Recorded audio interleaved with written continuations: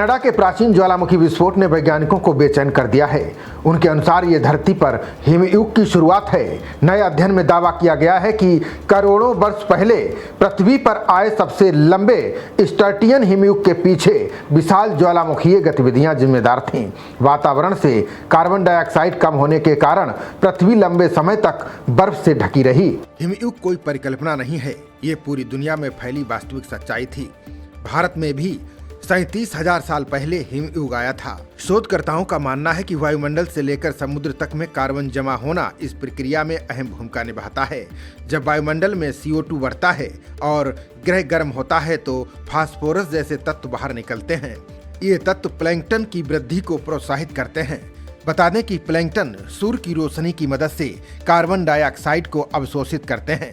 जब प्लैंकटन मरते हैं तो उनका शरीर कार्बन के साथ वायुमंडल में फैल जाता है, जिससे कार्बन स्थायी रूप से जमा हो जाता है। अब पृथ्वी के इतिहास में सबसे लंबे और रहस्यमय हिमयुगों में से एक स्टर्टियन ग्लेशियन को लेकर वैज्ञानिकों ने नया खुलासा किया है। लगभग 71.7 करोड़ से 66 करोड़ वर्ष पहले क्रायोजेनियन काल के दौरान फैला ये हिमयुग करीब 5.6 करोड़ वर्ष तक चला था। कनाडा के प्राचीन ज्वालामुखीय विस्फोट पर हुए नए अध्ययन में यह खुलासा हुआ है। इसमें दावा किया गया है कि विशाल ज्वालामुखीय घटनाओं ने वातावरण से भारी मात्रा में कार्बन डाइऑक्साइड हटाकर पृथ्वी को बार बार जमने और पिघलने के चक्र में धकेला। शोधकर्ताओं के अनुसार यही प्रक्रिया इस असाधारण रूप से लंबे हिमयुग की वजह बन सकती है। अर्थ स्नेप में प्रकाशित रिपोर्ट के अनुसार ये अध्ययन अमेरिका की Harvard John A Paulson school of engineering and applied sciences की शोधार्थी शार्लोट मिन्स्की के नेतृत्व में किया गया।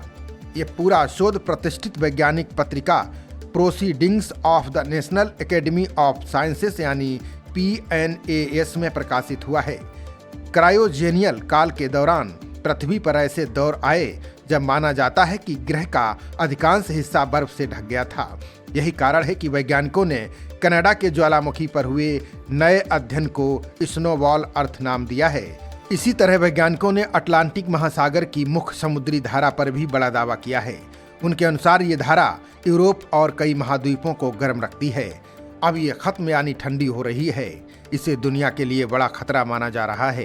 ये धारा अगर रुक गई तो पूरे यूरोप में फिर से हिमयुग आ सकता है, यानी चारों तरफ बर्फ ही बर्फ नजर आएगी। बता दें कि अटलांटिक मेरिडियनल ओवरटर्निंग सर्कुलेशन नाम की ये गर्म धारा पानी को उष्णकटिबंधीय क्षेत्र से आर्कटिक की ओर ले जाती है। इससे यूरोप में सर्दियां हल्की होती हैं। वहीं जलवायु परिवर्तन से आर्कटिक की बर्फ पिघल रही है।